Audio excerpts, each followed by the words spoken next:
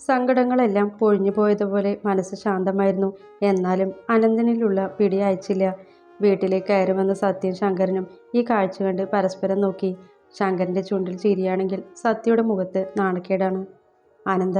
ശങ്കരന്റെ വിളിയിൽ ഞെട്ടിക്കൊണ്ട് രണ്ടാളും അകന്നു. ഭദ്ര തലതാഴ്ത്തി നിന്നു. അനന്തനാണെങ്കിൽ മുഖത്ത് വലിയ ഭാവങ്ങളൊന്നുമില്ല. ഇതൊക്കെ പ്രതീക്ഷിച്ച രീതിയിൽ അവിടെ നിന്നു. നീ എന്താടാ ഇവിടെ? എന്താ ഇവിടെ വരാൻ പാടില്ലെന്നുണ്ടോ? അവൻ ഭദ്രയെ നോക്കി തലയാട്ടി പുറത്തേക്ക് ഇറങ്ങി. വീട്ടിൽ കയറി പെണ്ണിനെ കെട്ടിപ്പിടിച്ചിട്ട് അവന് വല്ല കൂസലുണ്ടോ? നോക്കേട്ടാ. അവൻ കയറി പിടിച്ചതൊന്നുമല്ലല്ലോ.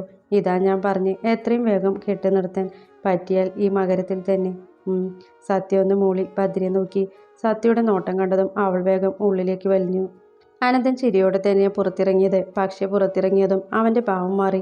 ഭദ്രയുടെ കരച്ചിലോർത്തതും മനോജിനെ ജീവനോടെ കുഴിച്ചുമൂടാൻ തോന്നി. അവൻ വേഗം ഫോൺ എടുത്തു. ഭദ്രയ്ക്ക് എവിടെ നിന്നോ ഒരു ധൈര്യം കിട്ടിയ പോലെ തോന്നി. അവളിൽ ഇപ്പോഴും അനന്തന്റെ വിയർപ്പിന്റെ ഗന്ധം നിറഞ്ഞു നിൽക്കുന്നു. അത് ഭദ്രയുടെ ചുടുകളിൽ പുഞ്ചിരിക്ക് ആക്കം കൂട്ടി. അനന്തൻ കെട്ടട്ടെ എന്ന് ചോദിച്ചതോർത്ത് അവൾ വീണ്ടും ചിരിച്ചു. സത്യ അവളെ നോക്കിക്കാണുകയായിരുന്നു. അനന്തനെ ആദ്യമേ അറിയാം. ചെറിയ ദേഷ്യമുണ്ടെന്നേ ഉള്ളൂ. നല്ല ഒത്ത ഒരു ആൺകുട്ടിയാണവൻ. താനും അംബികയും കൂടി വളർത്തിയതല്ലേ. പക്ഷേ ഭദ്ര, അവളിപ്പോൾ വളരെ സന്തോഷത്തിലാണ്. പക്ഷേ ഒരുപാട് ശത്രുക്കളുണ്ട് അവർക്ക് ചുറ്റും. അവർ തമ്മിൽ അകലാൻ ആഗ്രഹിക്കുന്നവർ. ഒരിക്കലും തൻ്റെ വിധി അവൾക്ക് വരരുതേ എന്ന് സത്യ മൗനമായി പ്രാർത്ഥിച്ചു. സമയം 5 മണിയോട് അടുത്തു. എല്ലാവരുടെയും മുമ്പിൽ വെച്ച് ഭദ്ര തല്ലിയതോർക്കെ മനോജ് വീണ്ടും കുപ്പിയിൽ നിന്ന് മദ്യം ഗ്ലാസ്സിലേക്ക് പകർത്തി വായിലേക്ക് ഒഴിച്ചു.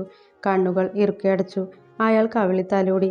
സ്കൂളിൽ നിന്ന് പലരും വിളിക്കുന്നുണ്ട്, പ്രധാന അധ്യാപിക അടക്കം. ലളിത ടീച്ചർ അറിഞ്ഞാൽ ഭാര്യയും മക്കളും അറിയുമെന്ന് ഉറപ്പാണ്. ഓർക്കും തോറും അയാൾക്ക് കലി കയറി. വീണ്ടും ഫോണ് ബെല്ലടിക്കുന്ന കേട്ട് അയാൾ എടുത്തു നോക്കി. ഭാര്യയാണ്. വിറയലോടെയാണ് അയാൾ ഫോണെടുത്ത് ചെവിയിലേക്ക് ചേർത്തത്. ഹലോ പറയുന്നതിന് മുമ്പ് അവിടെ നിന്ന് കരച്ചിലും ചീത്തയും കേൾക്കാം. അയാൾ അക്ഷമനായി പലതും പറഞ്ഞു നോക്കി. എന്നാൽ ഭാര്യ എന്നേക്കുമായി വീട്ടിൽ പോവാണെന്ന് പറഞ്ഞ് കോൾ കട്ടാക്കി. അയാൾ വർദ്ധിച്ച ദേഷ്യത്തോടെ ഫോൺ ചുമരിലേക്ക് എറിഞ്ഞു. പല പീസുകളായി ഫോൺ നിലത്ത് ചിതറി. ശബ്ദം കേട്ട് ബാറിലെ എല്ലാവരും അയാളെ നോക്കി. മനോജ് വേഗം എഴുന്നേറ്റ് കാശ് കൊടുത്ത് ഫോണിൻ്റെ പീസുകളുമായി പുറത്തേക്ക് നടന്നു. അയാൾ അതെല്ലാം തൻ്റെ ബാഗിലാക്കി ബൈക്കിൽ കയറി. ബൈക്ക് സ്റ്റാർട്ടാക്കാൻ കീ തിരിച്ചതും വലിയ ആഘാതമേറ്റ് അയാൾ മറിഞ്ഞു വീണതും ഒരുമിച്ചായിരുന്നു. അയാൾ ഞെട്ടിക്കൊണ്ട് ചുറ്റും നോക്കിയതും ആൾക്കാർ കൂടുന്നത് കണ്ടു. കൂട്ടത്തിൽ നിന്ന് അനന്തം മാത്രം മുണ്ടുമടക്കി മുന്നോട്ട് വന്നു. മനോജിൻ്റെ കോളറിൽ തൂക്കിയെടുത്തു. മുഷ്ടി ചുരുട്ടിപ്പിടിച്ച് മുഖത്ത് തന്നെ ആഞ്ഞടിച്ചു. മനോജിൻ്റെ മൂക്ക് തകർന്ന് ചോര വന്നിരുന്നു. അനന്തൻ വീണ്ടും അയാളുടെ കോളറിൽ പിടിച്ച് അവനോട് ചേർത്ത് നിർത്തി. ഇന്നുണ്ടായത് പോട്ടെ, അതിനാ ഇത്. ഇനി എൻ്റെ പെണ്ണിൻ്റെ മേൽ നിന്റെ വൃത്തികെട്ട നോട്ടം പതിഞ്ഞെന്ന് അറിഞ്ഞാൽ പച്ചയ്ക്ക് കത്തിക്കും ഞാൻ. പറഞ്ഞില്ലെന്ന് വേണ്ട. അനന്തൻ അവനെ പിന്നിലേക്ക് തള്ളി. അയാൾ മറിഞ്ഞു വീണു. അപ്പോഴേക്കും അനന്തൻ പോയിരുന്നു. അയാൾ എഴുന്നേറ്റിരുന്നു. മനോജ് മൂക്ക് പൊത്തിപ്പിടിച്ച് ചുറ്റും നോക്കി. അയാൾക്ക് തല കറങ്ങുന്ന പോലെ തോന്നി. ഇന്നാണ് ആനിവേഴ്സറി. എല്ലാവരും റോയൽ ബ്ലൂ കളർ ബ്ലൗസും അതേ കളർ കരയുള്ള സെറ്റ് സാരിയുമാണ്. ഭദ്രയും അത് തന്നെയാണ് ധരിച്ചിരുന്നത്. തലയിൽ കുറച്ച് മുല്ലപ്പൂ കൂടെ വെച്ചു. ഉണ്ടക്കണ്ണുകളിൽ ചെറുതായി കരി എഴുതി. സിന്ദൂരം കൊണ്ട് ഒരു ചുവന്ന പൊട്ടും വെച്ചു. അവൾ കണ്ണാടി നോക്കി. ഇങ്ങനെ പോയാൽ അനന്തൻ ഇപ്പോൾ തന്നെ കെട്ടുമല്ലോ. അവൾ കണ്ണാടിയുടെ മുമ്പിൽ നിന്ന് തിരിഞ്ഞു മറിഞ്ഞു നോക്കുന്ന കണ്ട് സത്യ പറഞ്ഞു. ഭദ്രയുടെ കവിളുകൾ അത് കേട്ടതും ചുവന്നു. അവൾ തലതാഴ്ത്തി പുറത്തേക്ക് ഇറങ്ങി. അഖിൽ പുറത്ത് തന്നെ ഉണ്ടായിരുന്നു. ആഹാ, ഇതെന്താ കാവിലെ ഭഗവതിയോ? അഖിലിൻ്റെ കമൻറ്റ് കേട്ട് ഭദ്ര പുഞ്ചിരിച്ചു. പൊടുന്നനെ അവളുടെ കണ്ണുകൾ മേലിടത്തേക്ക് പാഞ്ഞു. അനന്തേട്ടൻ നേരത്തെ പോകുന്ന കണ്ടു. സ്കൂളിലേക്കാവും. ഭദ്രയുടെ നോട്ടം കണ്ട് അഖിൽ പറഞ്ഞു. ഭദ്ര ഒന്നും മിണ്ടാതെ വണ്ടിയിൽ കയറി. ആ, ചേച്ചിയുടെ അമ്മയ്ക്ക് എന്തേലും ആരോഗ്യ പ്രശ്നമുണ്ടോ? അഖിൽ ഡ്രൈവിങ്ങിനിടെ ചോദിച്ചു. ഏയ് ഇല്ലല്ലോ. എന്താടാ? ഭദ്ര സംശയത്തോടെ അവനെ നോക്കി. അല്ല, ഇന്നലെ അനിയത്തി എൻ്റെ ഓട്ടോയിൽ കയറിയിരുന്നു. അമ്മയ്ക്ക് മരുന്ന് വാങ്ങാൻ എന്നാ പറഞ്ഞത്. പക്ഷെ അനിയത്തി കാണാൻ പോയത് ഗൈനക്കോളജിസ്റ്റ് ഡോക്ടറില്ലേ ടൗണിൽ, മീന. ആളെ കാണാനാ. ഗൈനക്കോളജിസ്റ്റ്? ഭദ്രയുടെ നെറ്റി ചുളുങ്ങി. അവൾ ആലോചനയോടെ സീറ്റിലേക്ക് ചാരി. മഹാദേവ, പേടിക്കുന്ന പോലെ ഒന്നും ആവരുതേ. മൗനമായി അത്രമാത്രം അവൾ പ്രാർത്ഥിച്ചു. അപ്പോഴേക്കും സ്കൂളിൽ എത്തിയിരുന്നു. സ്കൂളിൽ കുട്ടികളുടെ മേക്കപ്പ് ഇടാനായിരുന്നു ഏറ്റവും വലിയ പാട്. അതിനിടയ്ക്കും ഭദ്രയ്ക്ക് ഭവ്യെക്കുറിച്ച് ചിന്ത പോയി. തിരക്ക് കൂടുന്നതിനനുസരിച്ച് അവൾക്ക് മറ്റൊന്നും ചിന്തിക്കാൻ കഴിയാതെ. അനന്തനെയാണെങ്കിൽ ഇതുവരെ കണ്ടില്ല. കുട്ടികളുടെ പരിപാടികൾ തുടങ്ങി. അതിനനുസരിച്ച് തിരക്കും കൂടി. ഇന്നലെ ഉണ്ടായ സംഭവം വെച്ച് നിഷ ടീച്ചർ മാത്രം ഇത്തിരി അകലം കാണിക്കുന്നതല്ലാതെ മറ്റു ടീച്ചർമാരൊന്നും അങ്ങനെയൊരു സംഭവം ഉണ്ടാവാത്ത മട്ടിലാണ് സംസാരിച്ചത്. പിന്നെയാണ് അറിഞ്ഞത് എല്ലാവരോടും മനോജ് മാഷ് അങ്ങനെ ഇടപെട്ടിട്ടുണ്ടെന്ന്. എല്ലാവരും ദേഷ്യത്തോടെ എന്തെങ്കിലും പറയുന്നതല്ലാതെ ആരും അയാളെ കൈവച്ചിട്ടില്ല. ആദ്യമായാണ് അയാൾക്ക് തല്ല് കിട്ടുന്നത്, അതും ഭദ്ര വഴി. ദേവമാഷ് അതും പറഞ്ഞ് ചിരിച്ചു. അതുമാത്രമല്ല, അയാളുടെ ഭാര്യ പിണങ്ങിപ്പോയെന്നും അയാൾക്ക് ഇന്നലെ ആരുടെയോ കയ്യിൽ നിന്നും തല്ല് കിട്ടിയെന്നും മൂക്കിൻ്റെ പാലം പോയെന്നുമൊക്കെ ലളിത ടീച്ചർ കൂട്ടിച്ചേർത്തു. ഭദ്രയ്ക്ക് അത് കേട്ടപ്പോൾ സങ്കടമായി. ഒരു കുടുംബം തകർന്നിരിക്കുന്നു, താൻ കൂടെ അതിന് കാരണമായെന്ന് അവൾക്ക് തോന്നി. ഇടയ്ക്ക് പ്രോഗ്രാമിൽ എന്തൊക്കെയോ മാറ്റങ്ങൾ ഉണ്ടെന്ന് പറഞ്ഞ് ഭദ്ര സ്റ്റേജിനടുത്ത് നിൽക്കുന്ന ദേവിമാഷിൻ്റെ അരികിലേക്ക് ചെന്നു. അവൾ ലിസ്റ്റ് കാണിച്ചു. ഡീറ്റെയിൽസ് ചോദിക്കുന്നതിനിടയ്ക്കാണ് പഞ്ചായത്ത് പ്രസിഡന്റിനോട് സംസാരിച്ച് നിൽക്കുന്ന അനന്തനെ കണ്ടത്. റോയൽ ബ്ലൂ കളർ ഫുൾ കൈ ഷർട്ടാണ്, വെള്ളമുണ്ടും, മുഖത്തൊരു കുറി പോലുമില്ല. എന്നാലും എന്താ അഴക്. ഇടയ്ക്കെന്തോ പറഞ്ഞ് മീശ പിരിക്കുന്നു, മീശയിൽ തലോടുന്നു. ഭദ്ര പുഞ്ചിരിയോടെയാണ് അത് നോക്കി നിന്നത്. ദേവമാഷ് തോളിൽ തട്ടിയപ്പോഴാണ് സ്ഥലകാല ബോധം വന്നത്. ലിസ്റ്റ് ക്ലിയർ ചെയ്ത് അത് പോയി കുട്ടികളോട് പറഞ്ഞ് വീണ്ടും അവിടെ തന്നെ വന്നു നിന്നു. ഇപ്രാവശ്യം നിന്നത് ഏറ്റവും പുറകിലെ സൈഡിലായിരുന്നു. അനന്തനാണ് സ്റ്റേജിൻ്റെ മുമ്പിൽ ഇടതുഭാഗത്തെ നിൽക്കുന്നുണ്ട്. കാര്യമായ ചർച്ച പോലെ എല്ലാവരോടും സംസാരിക്കുന്നുണ്ട്. അനന്തേട്ടൻ ഒരു മാറ്റവുമില്ലാലേ. അതേ ചിരി. ഈ മനുഷ്യന് പ്രായം തോന്നുന്നില്ലല്ലോ. ഭദ്ര ഞെട്ടിക്കൊണ്ടാണ് അത് കേട്ടത്. മുമ്പിൽ ഇരിക്കുന്ന 17-16 വയസ്സ് തോന്നിക്കുന്ന കുട്ടികളാണ്. ആടി, ഇപ്പോഴും എന്താ ഗ്ലാമർ, താടിയും മീശയും ബുള്ളറ്റും. ഹോ, ഇങ്ങനെയൊക്കെ കെട്ടാൻ പറ്റിയെങ്കിൽ വേറൊരുത്തി. അയ്യേ എന്ന ഭാവത്തോടെ ഭദ്ര കുട്ടിയെ നോക്കി. ഇയാൾക്ക് മാത്രമേ മീശയും താടിയുള്ളൂ. എൻ്റെ മഹാദേവ, ഈ നാട്ടിൽ എത്ര നല്ല ആൺപിള്ളേരുണ്ട്, എന്നിട്ട് എല്ലാ കോഴികളും ഇങ്ങേർക്ക് പിറകെയാണല്ലോ. അതിന് മാത്രം ഇങ്ങേർക്ക് എന്താ ഉള്ളേ. ഭദ്ര ചിന്തയിലാണ്. ഓ, അതങ്ങനെ വീഴൊന്നുമില്ലടി. ഞാൻ പറഞ്ഞില്ലേ എൻ്റെ ചേച്ചി എന്തോരം പിന്നാലെ നടന്നതാ. ലാസ്റ്റ് ഇഷ്ടമാണെന്ന് പറഞ്ഞപ്പോൾ പറയാ അങ്ങേർക്ക് ഭ്രാന്താണെന്ന്. അതുകൊണ്ട് കല്യാണമൊന്നും കഴിക്കുന്നില്ലെന്ന്. ഭ്രാന്തോ? അതൊക്കെ വെറുതെ പറയുന്നതാ. എവിടെയെങ്കിലും ഉണ്ടാകും ഒരുത്തി പെണ്ണുങ്ങൾ അടുക്കാതിരിക്കാനാവും ഭ്രാന്താണെന്ന് പറഞ്ഞ് നടക്കുന്നത്. അത് കേട്ട് ഭദ്രയ്ക്ക് ചിരി വന്നു. ശരിയാണ്, തന്നോട് മാത്രം ഇതുവരെ പറഞ്ഞിട്ടില്ല ഭ്രാന്താണെന്നും കെട്ടുന്നില്ലെന്നും. കെട്ടട്ടെ എന്നാ ഇന്നലെ വരെ ചോദിച്ചത്. ഭദ്ര ചിരിച്ചുകൊണ്ട് ആനന്ദനെ നോക്കി. അവനവിടെ ഇല്ലായിരുന്നു. ഭദ്ര ചുറ്റും നോക്കി. ഇല്ല, എവിടെയും കാണാനില്ല. അവൾ അവിടെ നിന്ന് നേരെ സ്കൂളിലേക്ക് നടന്നു. അവിടെ അടുക്കളയിൽ ഭക്ഷണത്തിൻ്റെ കാര്യങ്ങൾ നോക്കാൻ വന്നതാണ് അനന്തൻ. 12 മണിയാവുമ്പോഴേക്കും എല്ലാം റെഡിയാക്കാൻ പറഞ്ഞ് അവൻ ഇറങ്ങിയതും തൂണിച്ചാരി കൈകെട്ടി അവനെ തന്നെ നോക്കി നിൽക്കുന്ന ഭദ്രയെ കണ്ടു. അവൻ ചിരിച്ചുകൊണ്ട് അവൾക്കടുത്തേക്ക് നടന്നു. അടിമുടി അവളെ നോക്കി. കൊള്ളാമല്ലോടി. അനന്തൻ മീശ പിരിച്ചുകൊണ്ട് ചിരിച്ചു. ഓ, അപ്പോഴേക്കും മീശ പിരിച്ചു. ഇങ്ങേരെ ആരാ മീശ മാധവനോ? എന്ത് കൊള്ളാമെന്ന്. എൻ്റെ പെണ്ണ് ഇന്ന് മൊത്തത്തിൽ കൊള്ളാം. അനന്തൻ അവളുടെ മുഖത്തേക്ക് ഉറ്റുനോക്കി. അനന്തൻ്റെ കണ്ണുകൾ ഭദ്രയുടെ കണ്ണിലേക്ക് ആഴ്ന്നിറങ്ങുന്ന പോലെ തോന്നിയതും അവൾ നോട്ടം മാറ്റി. ആനന്ദൻ അത് കണ്ട് ചിരിച്ചു. അനന്തൻ്റെ കണ്ണുകൾ ഭദ്രയുടെ കണ്ണിലേക്ക് ആഴ്ന്നിറങ്ങുന്ന പോലെ തോന്നിയതും അവൾ നോട്ടം മാറ്റി. അനന്തൻ അത് കണ്ട് ചിരിച്ചു. അനന്തേട്ടാ. വിളി കേട്ടതും അനന്തനും ഭദ്രയും തിരിഞ്ഞു നോക്കി. ഏതോ ഒരു പെൺകുട്ടിയാണ്. അനന്തൻ കൈ ഉയർത്തി കാണിച്ചു. ഞാൻ ഇപ്പോൾ വരാം, അനന്തൻ ഭദ്രയോട് പറഞ്ഞ് ആ കുട്ടിയുടെ അടുത്തേക്ക് നടന്നു. ഭദ്ര തലയാട്ടി. കല്യാണം കഴിഞ്ഞാൽ ആദ്യം ഇങ്ങേരുടെ താടിയും മീശയും വടിക്കണം, അല്ല പിന്നെ. അനന്തൻ ആ കുട്ടിയോട് സംസാരിച്ചു കഴിഞ്ഞ് നേരെ പുറത്തേക്ക് പോകുന്ന കണ്ടു. ഭദ്രയ്ക്കാണെങ്കിൽ ഭവ്യയെക്കുറിച്ച് ആരോടെങ്കിലും പറയാതെ ഒരു സമാധാനമില്ല. ഉച്ചയായി, ലഞ്ച് ബ്രേക്കാണ്. 2 മണി വരെ. ഭദ്ര ഭക്ഷണം കഴിക്കാൻ പോയില്ല. അവൾ വല്ലാതെ വിയർത്തു. ഭവ്യയെക്കുറിച്ച് വീണ്ടും ഓർമ്മ വരുന്നത് മുഴുവൻ ദുശ്ചിന്തകളാണ്. അവൾ ക്ലാസ് മുറിയിൽ ബെഞ്ചിൽ തലവെച്ച് കിടന്നു. ടീച്ചർ. ഭദ്ര വാതിൽക്കലേക്ക് നോക്കി. ഒരു ആൺകുട്ടിയാണ്. ഭദ്ര പുരികം ഉയർത്തി. Cool drinks. അവനൊരു കൂൾ ഡ്രിങ്ക്സ് ബോട്ടിൽ അവൾക്ക് നേരെ നീട്ടി. ഭദ്ര അത് പുഞ്ചിരിയോടെ വാങ്ങിയതും അവൻ സ്ഥലം വിട്ടു. ഭദ്ര ബോട്ടിൽ ഓപ്പണാക്കി ചുണ്ടോട് ചേർത്തു. പകുതി കുടിച്ചതും അവളുടെ കാഴ്ച ചെറുതായി മങ്ങുന്ന പോലെ തോന്നി. ഭദ്ര തലയൊന്ന് ഇരുവശത്തേക്ക് മാറ്റി കണ്ണുകൾ ഇറുക്കി അടച്ചു തുറന്നു. ഇല്ല, കാഴ്ച മങ്ങുന്നതിനൊപ്പം തല ചെറുതായി കറങ്ങുന്ന പോലെ. ഭദ്ര പൂർണ്ണമായും മയങ്ങി നിലത്തേക്ക് വീണു. ക്ലാസ് റൂമിലേക്ക് കടന്നു വന്ന് ഭദ്ര 2 കൈയിലും കോരിയെടുത്ത് മനോജ് അവളെ ബെഞ്ചിൽ കിടത്തി. പരിപാടിയുടെ ലിസ്റ്റ് കറക്റ്റ് ചെയ്ത് തരാമെന്ന് പറഞ്ഞിട്ട് ഭദ്രയെ കാണാനില്ല. ഊണ് കഴിച്ചതിന് ശേഷം ദേവമാഷ് ഭദ്രയെ അന്വേഷിച്ച് നടക്കാണ്. സ്കൂളിൻ്റെ പടിക്കൽ തന്നെ എല്ലാ ടീച്ചർമാരും നിൽക്കുന്നുണ്ട്. ഭദ്ര ടീച്ചറെ കണ്ടോ? ഇല്ലല്ലോ. ഉള്ളിലുണ്ടോയെന്ന് നോക്ക്, ലളിത ടീച്ചർ പറഞ്ഞു. അവൻ തലയാട്ടി. എല്ലാ മുറികളിലും അവൻ കയറിയിറങ്ങി. എവിടെയും ഭദ്രയെ കണ്ടില്ല. അവസാനമുള്ളത് ഏറ്റവും അറ്റത്തുള്ള മുറിയാണ്. അവിടെയാണ് ഡാൻസിൻ്റെ ഡ്രസ് മൊത്തം ഇരിക്കുന്നത്. അവിടെ കാണില്ലെന്ന് അവന് തോന്നി. എന്നാൽ ഒരു ചെറിയ പ്രതീക്ഷയോടെ വാതിൽ തള്ളി നോക്കി. തുറന്നില്ല. അവിടെ കാണില്ലെന്ന് അവന് തോന്നി. എന്നാൽ ഒരു ചെറിയ പ്രതീക്ഷയോടെ വാതിൽ തള്ളി നോക്കി. തുറക്കുന്നില്ല. ദേവിനെന്തോ സംശയം തോന്നി. അവൻ ജനലിലൂടെ നോക്കി. അകത്തെ കാഴ്ച കണ്ട് അവൻ അലറി. മനോജ് ഞെട്ടലോടെ ഭദ്രയുടെ സാരിയിൽ നിന്ന് കൈ പിൻവലിച്ചു. അയാൾ ജനലിലൂടെ ഓടി കടക്കാൻ ശ്രമിച്ചു. ദേവ് വേഗം വാതിൽ ചവിട്ടിപ്പൊളിച്ച് ഉള്ളിലേക്ക് കയറി. മാനേജർ അപ്പോഴേക്കും പുറത്തെത്തിയിരുന്നു.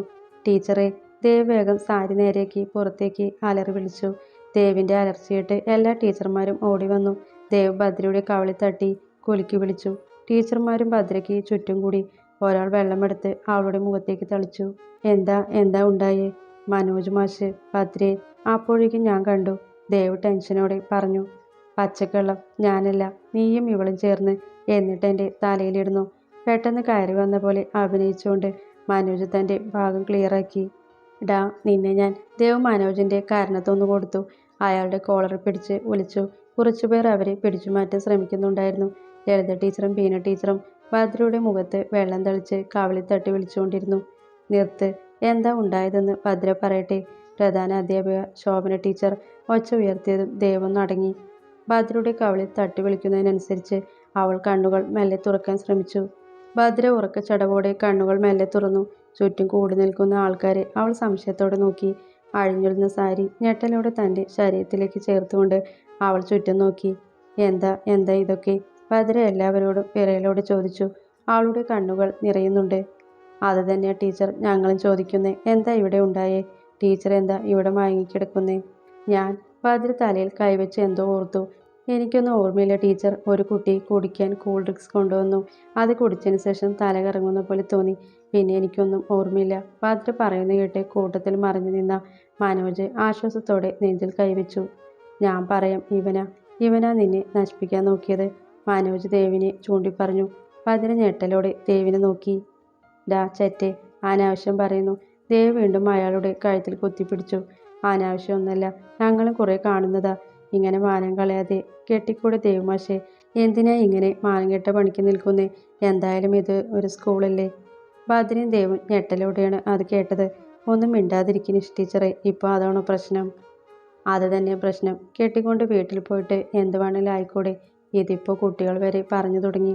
അത് തന്നെ പ്രശ്നം. കെട്ടിക്കൊണ്ട് വീട്ടിൽ പോയിട്ട് എന്ത് വേണേലും ആയിക്കൂടെ? ഇതിപ്പോൾ കുട്ടികൾ വരെ പറഞ്ഞു തുടങ്ങി. നിശ മുഖത്ത് അറപ്പ് വരുത്തിക്കൊണ്ട് പറഞ്ഞതും ഭദ്ര കണ്ണുകൾ ഇറുക്കിയടച്ചു. ശങ്കരൻ അപ്പോഴാണ് അങ്ങോട്ട് വന്നത്. എന്താ എന്താ ഉണ്ടായത്? എന്തുണ്ടാവാൻ? ചിലരുടെ പ്രേമലീലകൾ ക്ലാസ് മുറികളിൽ തുടങ്ങി. നിശ ഭദ്രയും ദേവിനെയും നോക്കിക്കൊണ്ട് പറഞ്ഞു.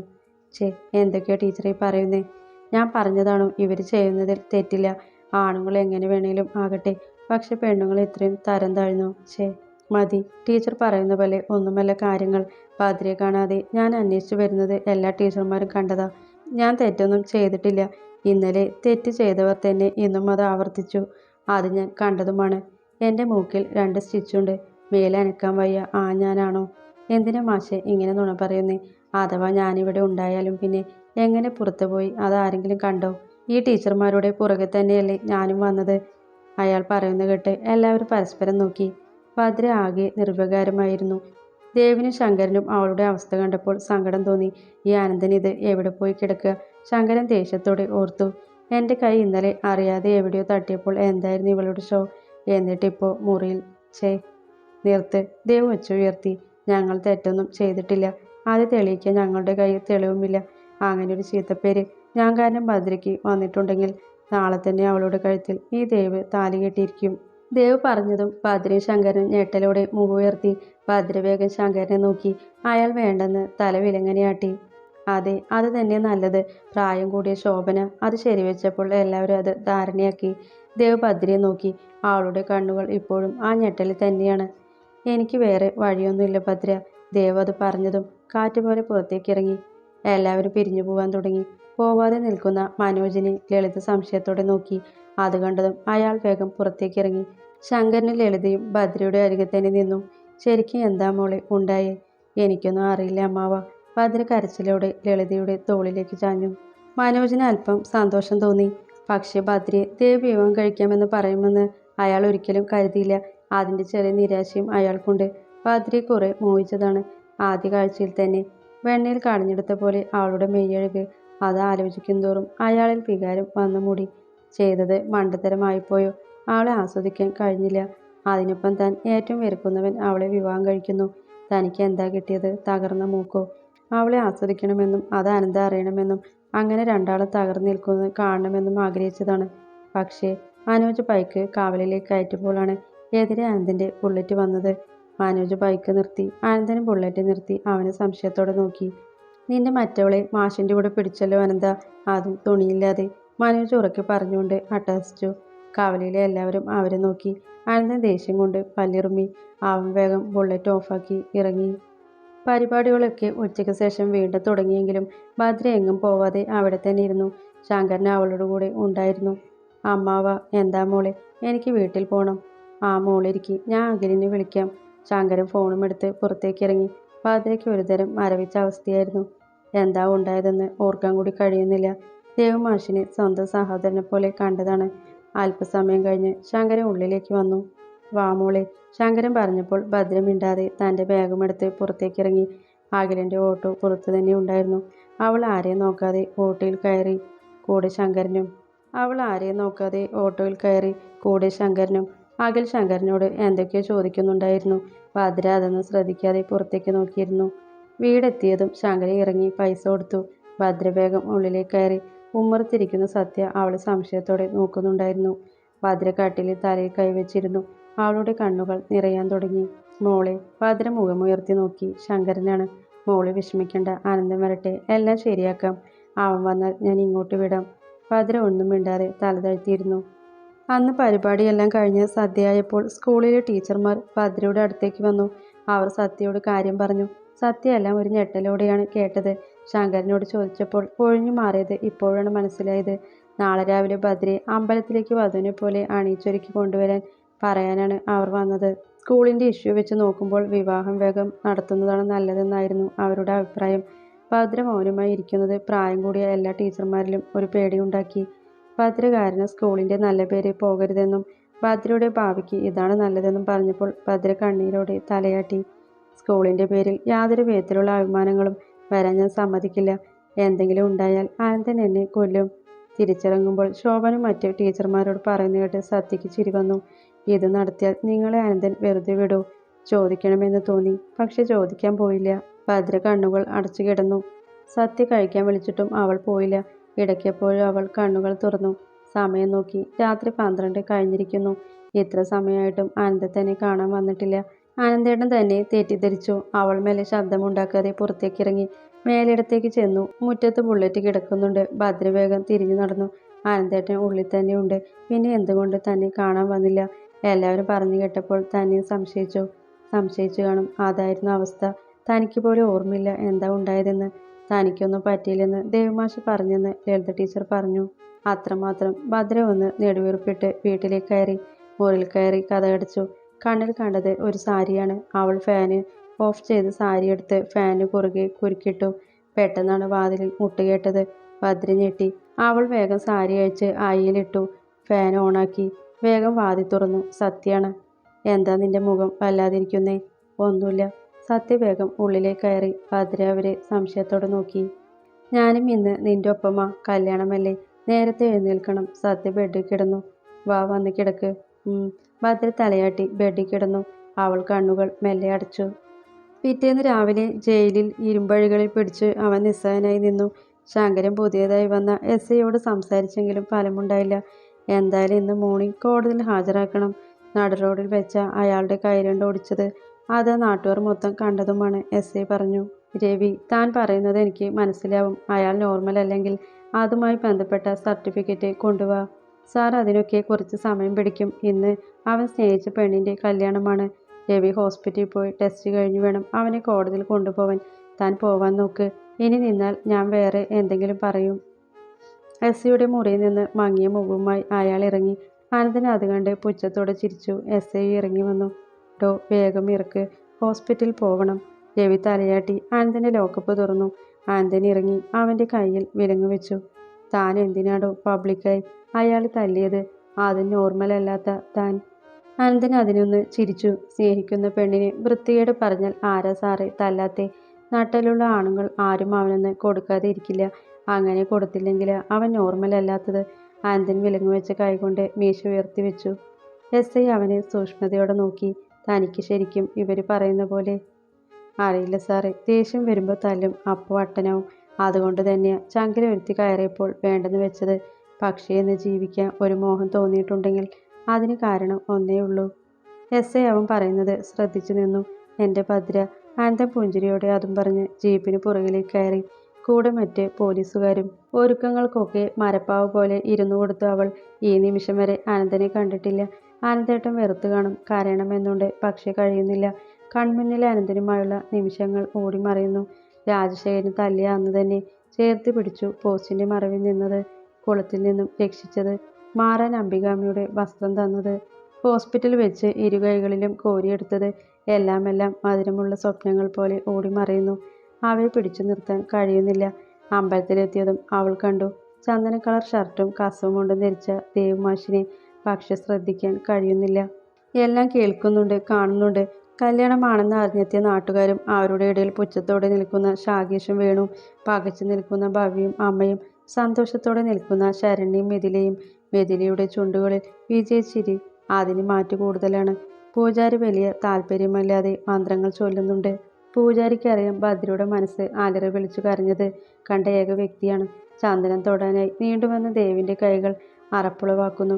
അവൻ കൈ നീട്ടിയപ്പോൾ അവൾ കണ്ണുകൾ ഇറുക്കിയടച്ചു. നെറ്റിയിൽ തണുപ്പുള്ള ചന്ദനം പതിഞ്ഞത് അവൾ അറിഞ്ഞു. കണ്ണീർ വീണ്ടും ഒഴുകി. മുഹൂർത്തമായി, താലി ചാർത്തിക്കൊള്ളൂ.